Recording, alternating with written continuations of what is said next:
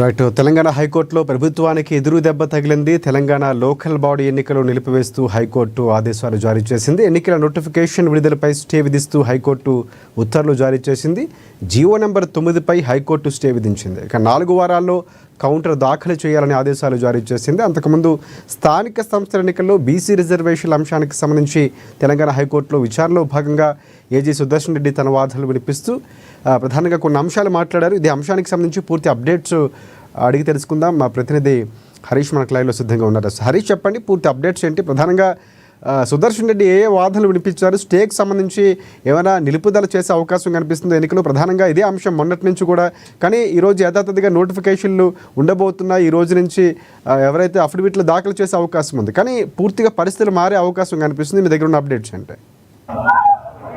Right Rajasekhar, హైకోర్టులో తెలంగాణ ప్రభుత్వానికి ఎదురు దెబ్బ తాకింది. ఇక జీవో నెంబర్ను కూడా నిలుపుదల చేస్తూ స్టే విధిస్తూ కూడా ఈరోజు ఏదైతే తీర్పును వెల్లడించింది. 4 వారాల పాటు సంబంధించి కూడా స్టే విధించింది. కౌంటర్ దాఖలు చేయడానికి 2 వారాల గడువు ఇచ్చింది. ఇక స్థానిక సంస్థల ఎన్నికలకు సంబంధించి కూడా నిలుపుదల చేసిన పరిస్థితి కనిపిస్తా ఉంది. నిన్న నుంచి కూడా వాదోపవాదం కొనసాగి ఒకవైపు పిటిషనర్ తరపు న్యాయవాది కావచ్చు, నిన్న ప్రభుత్వం తరపున కూడా అభిషేక్ సింగ్ వినిపించారు. జీవో 9కి సంబంధించి కూడా ఎందుకు తీసుకురావాల్సి వచ్చింది, 42% రిజర్వేషన్ బిల్లుకు సంబంధించి కూడా ప్రభుత్వం ఏ విధంగా జీవోను తీసుకొచ్చింది, గవర్నర్ వద్ద ఉన్న పెండింగ్ కి సంబంధించిన జీవో కావచ్చు, గవర్నర్ వద్ద 6 నెలలుగా పెండింగ్ ఉన్న అంశాన్ని కూడా నిన్న వాదోపవాదాలు చేశారు. ఒకవైపు పిటిషనర్ తరఫు న్యాయవాది కూడా 41 జీవో 9 జీవోకి సంబంధించి కూడా అశాస్త్రీయంగా ఉన్నది, ఏదైతే కులగణన చేపట్టారో అది బహిర్గతం చేయలేదు.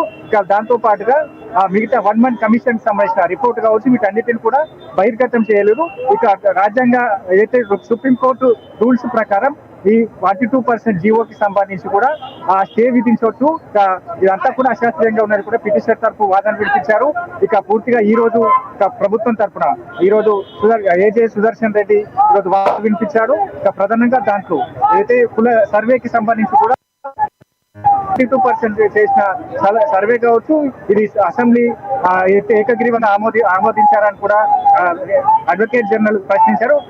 దానికి సంబంధించి ఈరోజు సర్వేకి సంబంధించిన కూడా అసెంబ్లీలో తీర్మానించడం జరిగింది. అన్ని పార్టీలకు సంబంధించి కూడా దీన్ని ఆమోదం తెలిపాయి.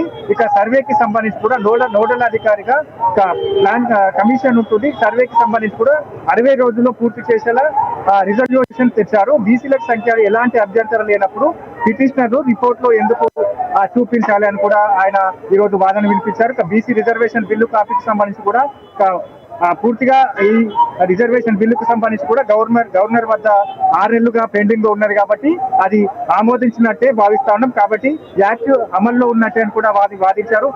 హైకోర్టుకు సంబంధించి కూడా ఏజే సమాధానం చెప్పారు. మొత్తంగా అన్ని వాదాలు విన్న తర్వాత ఈ రోజు హైకోర్టు స్టే విధించింది.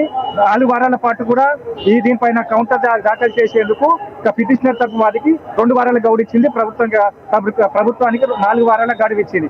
మొత్తంగా ఈ గడువుతో స్టే విధింపుతో స్థానిక సంస్థల ఎన్నికలు కూడా నిలుపుదల పడ్డాయి. కాబట్టి ఇక హైకోర్టు ముందు ఆందోళన దిగిన నేపథ్యం కనిపిస్తుంది. ప్రస్తుతం మనం చూడొచ్చు హైకోర్టు వద్ద ఉన్న పరిస్థితి. స్టే విధించిన నేపథ్యంలో ఇక్కడంతా నిరసన చేస్తున్న నేపథ్యం ఉంది. రోడ్ పైకి బైఠాయించారు. రోడ్ల పైకి వచ్చిన రోడ్ల పైన బైఠాయించి వి వాంట్ జస్టిస్ అంటూ కూడా వాళ్ళు నినదిస్తున్నారు. బీసీలకు తీసుకొచ్చిన రిజర్వేషన్ బిల్లుకు సంబంధించి కూడా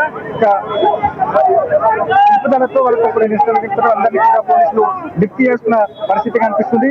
మొత్తంగా రిజర్వేషన్ బిల్లుకు సంబంధించి కూడా ఆమోదం తెలపాలి. దీనిపైన వాదనలు కొనసాగే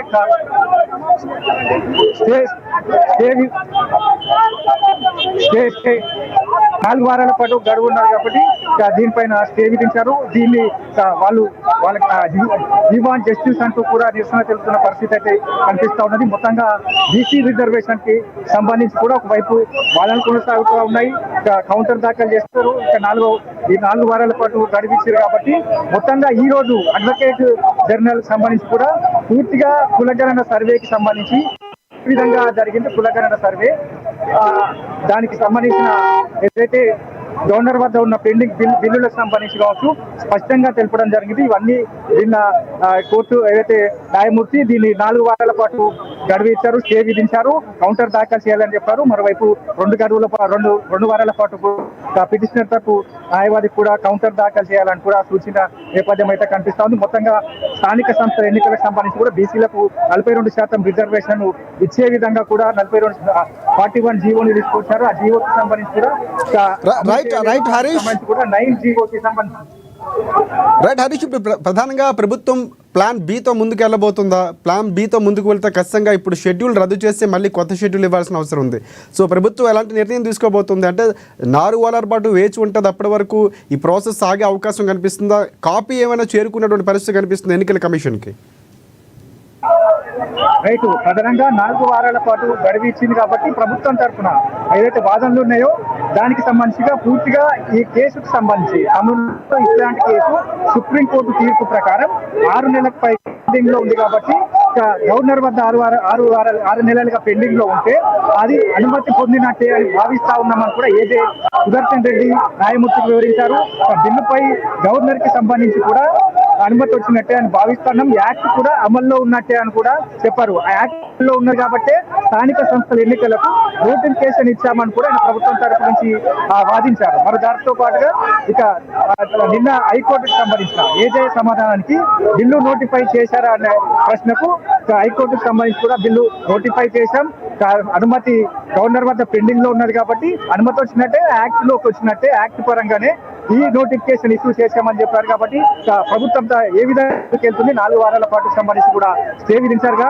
దీని తర్వాత ఎలాంటి వాదన వినిపిస్తుంది, ఇక కౌంటర్ సంబంధించి కూడా ఏదైతే పిటిషనర్ తరపు న్యాయవాది ఎలాంటి కౌంటర్ దాఖలు చేస్తారు, వీటన్నిటికి పైన కూడా 4 వారాల పాటు స్టే 4 వారాల పాటు వెయిట్ చేయాల్సిన అవసరం అయితే ఉంది. మరోవైపు ఎన్నికల నోటిఫికేషన్ ఇష్యూ చేశారు కాబట్టి దానికి సంబంధించి కూడా నిలుపుదల చేసినట్టుగా కూడా స్టే విధించిన నేపథ్యం ఉన్నది. కాబట్టి నెక్స్ట్ స్టెప్ ఏముండబోతుంది, స్థానిక సంస్థల ఎన్నికలకు హైకోర్టు ఫైనల్ జడ్జిమెంట్ ఏమి ఇస్తుంది, ఒకవేళ ఫైనల్ జడ్జిమెంట్ లో దీన్ని రద్దు చేస్తే ప్రభుత్వం తరపు నుంచి ఏ విధంగా వెళ్ళాలి, పార్టీ తరఫున ఇప్పటికే బీసీలకు సంబంధించి కూడా 22% రిజర్వేషన్ ఉంది.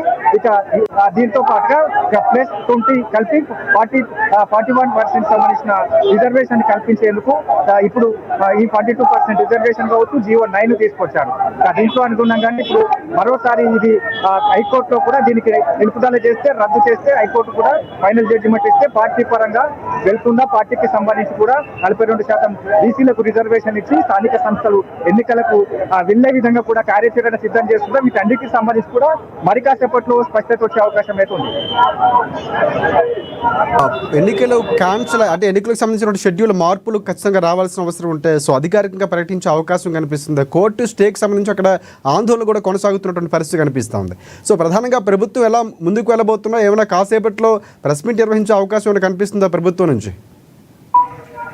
రైట్, ఇప్పుడు ఏదైతే రిజర్వేషన్ 9 జీవోకి సంబంధించి కూడా స్టే విధించింది. అక్కడ నిన్న ఏదైతే కౌంటర్ కి సంబంధించిన న్యాయవాది ఉన్నారో మాధవరెడ్డికి సంబంధించిన పిటిషన్ పైన నిన్నకి సంబంధించి కూడా వాదోపవాదాలు జరిగాయి. నిన్న ఆయన కౌంటర్ కి ఈరోజు నిన్న ఆయన ఏదైతే ఆ వాదనలకి ఈ రోజు ప్రభుత్వం తరఫున ఏజే సంబంధించిన అన్ని వాదనలు వినిపించారు. నిన్న వాళ్ళు ఏదైతే లేవనెత్తారు రిజర్వేషన్లకు సంబంధించిన ఆ బిల్లు ఉందో బిల్లుకు సంబంధించి కూడా 1-1 కమిషన్ కావచ్చు, డెడికేషన్ కమిషన్ ఆ రిపోర్ట్ బయట పెట్టలేదని కూడా చెప్పారు. దాంతో పాటుగా పంచాయతీరాజ్ యాక్ట్ ప్రకారం రిజర్వేషన్ బీసీ రిజర్వేషన్ బిల్లు రిజర్వేషన్లు పెంచేందుకు రాష్ట్ర ప్రభుత్వానికి అనుమతి లేదు, రాష్ట్ర ప్రభుత్వానికి అని కూడా సూచించారు. దాన్ని చేయాల్సింది శాస్త్రీయబద్ధంగా చేయాలి, అది అలా జరగలేదు. ఈ రిపోర్ట్ కూడా బయట పెట్టలేదు. ఇక మేము స్థానిక ఎన్నికలకు మేము అయితే దీనికి రద్దు చేసేందుకు కాదు, ఇక రిజర్వేషన్ల వల్ల నష్టపోతా ఉన్నారు కాబట్టి దానికి సంబంధించి కూడా పూర్తిగా ఈ కులగణన సర్వే ఉన్నదో అది కూడా అశాస్త్రీయంగా జరిగింది. వీటన్నిటిని బేస్ చేసుకుని దీన్ని స్టేట్ విధించాలని కూడా ఏదైతే పిటిషనర్ తరపు న్యాయవాది వినిపించారు. ఇక ఈ రోజుకు సంబంధించి కూడా ఎలాంటి అంటే బీసీ కమిషన్ ఇచ్చిన నివేదిక ఆధారంగా కులగణన జరిగింది. ఇంటింటికి సర్వే చేశారు, దగ్గర 1,00,000కు పైగా ఎన్యూమినేటర్లు ఇంటింటికి వెళ్లి కులగణన చేశారు. దాంట్లో 57% పైగా బీసీలు ఉన్నట్టుగా రాష్ట్రంలో తేలింది. ఆ ఆధారంగా ఈ సర్వే ఆధారంగా డెడికేషన్ కమిషన్, 1 man కమిషన్ వేసింది. అన్ని శాస్త్రీయబద్ధంగానే బీసీ కమిషన్ ఇచ్చిన నివేదికబద్ధంగానే ఈ కులగణన చేపట్టడం. దాని ఆధారంగానే బీసీలకు సంబంధించి కూడా 42% రిజర్వేషన్ కల్పించాం. ఆ బిల్లును పంపాం, అది గవర్నర్ వద్ద పెండింగ్ ఉంది. దాని తర్వాత ఆర్డినెన్స్ పంపాం, అది కూడా పెండింగ్ ఉన్నది. అంటే గవర్నర్ వద్ద 6 నెలలుగా పెండింగ్ లో ఉన్నది కాబట్టి వాళ్లకు రిజర్వేషన్ కి సంబంధించి కూడా బిల్లు ఇచ్చేందుకు కేంద్రం అనుమతిస్తలేదు. 6 నెలలుగా పెండింగ్ లో ఉంటే అది అనుమతి వచ్చినట్టే గవర్నర్ వద్ద తిప్పి పంపాలి, లేదా పంపలేదు, లేదా దీంట్లో లోటుపాట్లు ఉన్నాయి సరి చేసుకోవడానికి తిప్పి పంపాలి 3 నెలలుగా. అలా కూడా పంపలేదు. 6 నెలలు గడుస్తుంది కాబట్టి ఈ బిల్లుకు సంబంధించి కూడా అనుమతి వచ్చినట్టే, దాని యాక్ట్ వచ్చినట్టే, దాని అమలు అయినట్టే. దాన్ని ఆధారంగా చేసుకునే ఎన్నికల నోటిఫికేషన్ ఇచ్చాం అని కూడా స్పష్టంగా ఈ రోజు వాదనలు వినిపించారు. ఇవన్నీకి సంబంధించి కూడా న్యాయమూర్తి విన్న నేపథ్యం కావచ్చు, ఇక మొత్తంగా అక్కడ కౌంటర్కి సంబంధించి కావచ్చు, ఇంప్లిమెంట్ కి సంబంధించి ఇప్పటికే అనుకూలంగా 30 పైగా కూడా ఇంప్లిమెంట్ కేసులు, పిటిషన్లు నమోదు చేశారు. వాళ్ళకి సంబంధించి ఈ అందరినీ కూడా రిజర్వేషన్ కి సంబంధించిన 42% రిజర్వేషన్ సంబంధించి కూడా అందరినీ వాదాలు కూడా విన్నారు. ఎక్కడ బీసీలకు రిజర్వేషన్ జరిగితే ఏమొస్తుంది, ఇక్కడ బీసీలకి సంబంధించి గత అంటే కొన్నేళ్లుగా బీసీలకు సంబంధించి కూడా రాజకీయాలు రిజర్వేషన్లు లేవు, చైతన్యం రాజకీయంలో వెనుకబడి ఉన్నారు. వాళ్ళకి సంబంధించి కులగణనకు సంబంధించిన వాళ్ళు ఏదైతే జనాభా కూడా పెరిగింది, ఆ జనాభా ప్రాతిపాదికన రిజర్వేషన్లు కల్పించేందుకు రాష్ట్ర ప్రభుత్వం ఒక కీలకమైన నిర్ణయాన్ని తీసుకుంది. దీన్ని అడ్డుకునే ప్రయత్నం చేస్తా ఉన్నట్టుగా కూడా ఇంప్లిమెంట్ కేసులు వేసిన వాళ్ళు కూడా ఈరోజు వాదించారు. దాంతో పాటుగా ఇవన్నీ వాదనలు ఉన్నాయి. తర్వాతనే హరీష్ ప్రధానంగా ఆర్ కృష్ణయ్య కూడా స్పందించారు. ఆయన చాలా కీలకమైనటువంటి కొన్ని కామెంట్స్ చేశారు. ప్రభుత్వం తొందరపాటు చర్యల వల్లే కోర్టు తీర్పు ఇలా వచ్చింది. సో ఇప్పుడు ప్రభుత్వం నిర్ణయం తర్వాత బంద్కి పిలుపునిచ్చే అవకాశం కనిపిస్తుంది. నోటుకాడ ముద్దను, బీసీలకు అందించినటువంటి ముద్దను లాగేసే ప్రయత్నం తొందరపాటు చర్యల వల్లే ప్రభుత్వం చేసిందన్నట్టు కొన్ని ఆరోపణలు చేస్తున్నారు. సో ప్రధానంగా ఇప్పుడు ప్రభుత్వం నిర్ణయం చాలా కీలకం కాబోతుంది. చర్చలు జరుగుతున్నాయా, ఎలాంటి నిర్ణయం తీసుకోబోతుంది ప్రభుత్వం, చాలా కీలకం కాబోతుంది. సో ఇక్కడ బీసీకి సంబంధించినటువంటి నేతగా ఇక్కడ కామెంట్స్ ఏ విధంగా చూడొచ్చు, ప్రధానంగా దీనికి సంబంధించి అక్కడ ఆందోళన ఏం జరుగుతున్నాయి, ఆర్ కృష్ణ చెప్పినట్టు బంధుకు ఒకటి పిలిపిస్తే ప్రభుత్వం ఎలా అడ్డుకట్ట వేసే అవకాశం కనిపిస్తుంది. సో ఇది చాలా కీలకంగా మారింది. ప్రభుత్వం ఎలాంటి చర్యలు జరిపే అవకాశం కనిపిస్తుంది? రాష్ట్ర ప్రభుత్వానికి సంబంధించి అంటే పకడ్బందీగా బీసీలకు సంబంధించిన రిజర్వేషన్లు కల్పించేందుకే 42% రిజర్వేషన్ కల్పించేందుకే బిల్లును పంపారు. అసెంబ్లీలో తీర్మానం జరిగింది. దీనికి అన్ని పార్టీలకు సంబంధించి కూడా ఏకగ్రీవంగా ఆమోదం తెలిసింది. దాన్ని గవర్నర్ ద్వారా రాష్ట్రపతికి పంపించడం జరిగింది. దాని తర్వాత ఆర్డినెన్స్ కూడా పంపించడం జరిగింది. అక్కడ పెండింగ్ లో ఉన్నది కాబట్టి స్థానిక సంస్థల ఎన్నికలకు బీసీలకు రిజర్వేషన్ కల్పించిన తర్వాత ఎన్నికలకు వెళ్తామని కూడా చెప్పింది. కాబట్టి ఆ హామీని నెరవేర్చేందుకే 9 జీవోని తీసుకొచ్చింది. ఆ 9 జీవోకి సంబంధించి కూడా చట్టబద్ధంగా 9 జీవో తీసుకొచ్చామని కూడా ఇక్కడ ప్రభుత్వం తరఫున వాదనలు వినిపించారు. ఇక ఈ ఇంప్లిమెంట్ కి సంబంధించి ఆర్ కృష్ణ లాంటి వారు బీసీ నేతలంతా కూడా దీనికి ఈ 9 జీవో బిల్లుకు సంబంధించి కూడా వాళ్ళు అనుకూలంగా ఇక్కడ పిటిషన్ వేయడం జరిగింది. ఇప్పుడు తీర్పు వేరే విధంగా వచ్చిన తర్వాత ఇక అంతా కూడా ఇది ప్రభుత్వం పైన వ్యతిరేకిస్తా ఉన్నారు. ప్రభుత్వం తొందరపాటు చర్యల వల్లే ఈ రిజర్వేషన్ కి ఇలాంటి ఈ జడ్జిమెంట్ ఈ రోజు జడ్జిమెంట్ వచ్చింది. ఇక దీనికి వాళ్ళు బీసీ బంధు కూడా పిలుపునిస్తామని కూడా సూచిస్తున్న నేపథ్యం అయితే కనిపిస్తా ఉన్నది. కాబట్టి ఇక ప్రభుత్వం తరఫు నుంచి ఏ విధంగా ఉండబోతుంది, ఇక ఎలాంటి చర్యలు తీసుకోబోతా ఉన్నారు, దీనికి ఏదైతే పార్టీ పరంగా ఎలాంటి నిర్ణయం తీసుకోబోతుంది, ప్రభుత్వం నుంచి ఎలాంటి నిర్ణయం తీసుకోబోతుంది. హరీష్ ఒకటి అంటే ముందు నుంచి బీజేపీ కానీ లేకపోతే ప్రధానంగా కొన్ని ఆరోపణలు చేస్తున్నట్టు ఇది జరిగే పని కాదని ఈటల రాజేంద్ర గారు కొంచెం ముందడిగేసి ఆయన లాంటి వారు చాలా కీలకంగా మాట్లాడారు. ఒకవేళ జరిగినా కూడా గతంలో సహారాకు సంబంధించినటువంటి కేసు విషయంలో కానీ మధ్యప్రదేశ్లో కానీ ఇలాంటి ఉటంకిస్తూ మళ్ళీ ఇది చెల్లదు, మళ్ళీ ఎన్నికలు నిర్వహించాలి, కోర్టు కొట్టేసే అవకాశం ఉందని చెప్పారు. సో ఇప్పుడు కోర్టు స్టే విధించడం బీజేపీపై ఏమైనా ప్రభుత్వం ఒత్తిడి తెచ్చే అవకాశం, ఎందుకంటే ప్లాన్ ఏ ప్లాన్ బీసీలో కూడా ఒకవేళ జరగకపోతే బీజేపీని విమర్శించే అవకాశం, కేంద్రాన్ని విమర్శించే అవకాశం ఉందని కొన్ని వార్తలు వినిపించాయి. సో ప్రభుత్వం ఆ దిశగా ఏమైనా ఒత్తిడి తెచ్చే అవకాశం ఏమైనా కనిపిస్తుంది ఇప్పుడు? ఖచ్చితంగా, ఎందుకంటే బీసీ రిజర్వేషన్ బిల్ అనేది కీలకము. ఇది ఏదైతే కొన్ని సంవత్సరాలుగా ఇతర పార్టీలన్నీ కూడా బీసీ రిజర్వేషన్ కి సంబంధించి పెంచుతామని కూడా హామీ ఇచ్చారు. దానికి కట్టుబడలేదు. ఇక కాంగ్రెస్ అయితే ఎన్నికల ముందు హామీ ఇచ్చింది, బీసీలకు సంబంధించి కూడా రిజర్వేషన్ పెంచుతామని కూడా హామీ ఇచ్చింది. హామీ మేరకే బీసీ డిక్లరేషన్ లో ఇచ్చిన హామీ మేరకే దానికి చట్టబద్ధమైన బిల్లు చేసింది. ఆ బిల్లుకు సంబంధించి కేంద్రానికి పంపింది. కేంద్రం కూడా ఇక్కడ శాసనసభలో బీజేపీ కావచ్చు, బీఆర్ఎస్ కావచ్చు, కాంగ్రెస్ ఈ శాసన సభ్యులంతా కూడా ఆమోదం తెలిపారు. అక్కడ శాసన మండలిలో కూడా సభ్యులంతా కూడా అన్ని పార్టీల సభ్యులంతా కూడా ఏకగ్రీవంగా ఈ బిల్లు బీసీలకు సంబంధించి కూడా మేలు జరగబోతుంది, మేము దీన్ని ఏకగ్రీవంగా ఆమోదిస్తున్నామని కూడా శాసనసభ వేదికగా శాసన మండలి వేదికగా కూడా ఆమోదించారు. అది కేంద్రానికి పంపారు. కేంద్రంలో పెండింగ్ పెడుతూ వస్తుంది. దాంట్లో కొన్ని లోపాలు చూపిస్తూ ఉన్నది. మైనార్టీలు ఉన్నారని కూడా లోపాలు చూపిస్తుంది. దీనికి కూడా రాష్ట్ర ప్రభుత్వం నుంచి కూడా స్పష్టత ఇచ్చింది. ఏదైతే మైనార్టీలు ఉన్నారంటున్నారో గుజరాత్ లో కూడా అక్కడ కూడా బీసీలో మైనార్టీలు ఉన్నారు. ఆ విషయాన్ని స్వయంగా ప్రధాని మోడీ స్పష్టంగా చెప్పారు. ఈ అంశాన్ని కూడా తీసుకొచ్చారు. అంటే ఇక్కడ బీసీలకు సంబంధించి కూడా రిజర్వేషన్ బిల్లుకు ఇరు పార్టీలు మోకాళ్ళు అడ్డేస్తున్నాయి. ప్రధానంగా కేంద్రంలో బీజేపీ సంబంధించి కూడా బిల్లు పెండింగ్ పెడుతూ వస్తుంది. ఇక్కడ బీఆర్ఎస్ కు సంబంధించి కూడా దీనిపైన ఎలాంటి ఏదైతే మద్దతు కూడా గట్టే పని చేయట్లేదు. ఎందుకంటే ఈ రిజర్వేషన్ బిల్లు వస్తే కాంగ్రెస్ పార్టీకి సంబంధించి కూడా మేలు జరుగుతుంది కాబట్టి కాంగ్రెస్ పార్టీకి సంబంధించి కూడా హైకోర్టు కాబట్టి అందుకోసమే వ్యతిరేకిస్తున్నారు. ఏ విధంగా ఇది అమలు కాకుండా చూసుకునేందుకు కూడా ప్లాన్ చేస్తా ఉన్నట్టుగా కూడా ఇక్కడ కాంగ్రెస్ నేతలు చెప్తున్న పరిస్థితి. అంటే ఇక్కడ కేంద్రంలో బిల్లు ఉన్నది కాబట్టి కేంద్ర మంత్రులు కూడా కొనసాగుతున్న ఇక్కడ ఉన్నారు. బీజేపీ మంత్రులు ఉన్నారు, బీజేపీ ఎంపీలు ఉన్నారు. వీళ్ళంతా కూడా ఒత్తిడి తీసుకొస్తే ఖచ్చితంగా కేంద్రం నుంచి ఈ బిల్లు ఆమోదిస్తుంది. అలా చేయట్లేదు.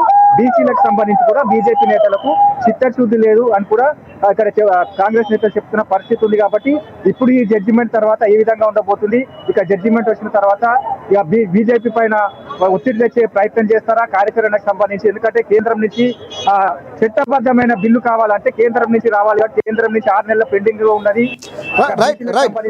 ఇంకొకటి అంటే ప్రధానంగా ముఖ్యమంత్రి రేవంత్ రెడ్డి ఇంటికి మంత్రులు వెళ్తున్నట్టు తెలుస్తుంది. అంటే ఎందుకంటే జూమ్ సంబంధించిన మీటింగ్ లో మాట్లాడుతూ కొన్ని అంశాలు కొన్ని సూచనలు చేశారు ముఖ్యమంత్రి ఎలా జరగాలి, సో ఎన్నికలకు సంబంధించినటువంటి బాధ్యతలు లేకపోతే లోకల్ గ్రౌండ్ లెవెల్లోనే ఉండాలన్నటువంటి సూచనలు చేశారు. ఇప్పుడు పూర్తిగా ఒక రకంగా ప్రభుత్వానికి ఎదురుదెబ్బ తగిలింది, అనుకున్న దానికంటే కూడా వ్యతిరేకంగా ఉన్నటువంటి పరిస్థితి. సో ఇక్కడ ఎలా వ్యవహరించే అవకాశం కనిపిస్తుంది? 6 వారాలు దాదాపుగా గ్యాప్, అంటే 4 వారాలు ప్రభుత్వం ఇచ్చినటువంటి స్టే విధిస్తే పిటిషనర్లకి 2 వారాలు ఇచ్చినట్టు మొత్తం ఓవరాల్గా 6 వారాల పాటు క్యాన్సిల్ కాబోతున్నాయి. సో ఒకవేళ ఎలా వ్యవహరించే అవకాశం కనిపిస్తుంది? ప్రధానంగా మంత్రులతో ముఖ్యమంత్రి ఎలాంటి అంశాలు ప్రస్తావించే అవకాశం కనిపిస్తుంది? ఏమైనా లీగల్ టీంతో కానీ మరొకసారి ఏమైనా వాళ్ళతో మాట్లాడే అవకాశం, సంప్రదించే అవకాశాలు కనిపిస్తున్నాయా?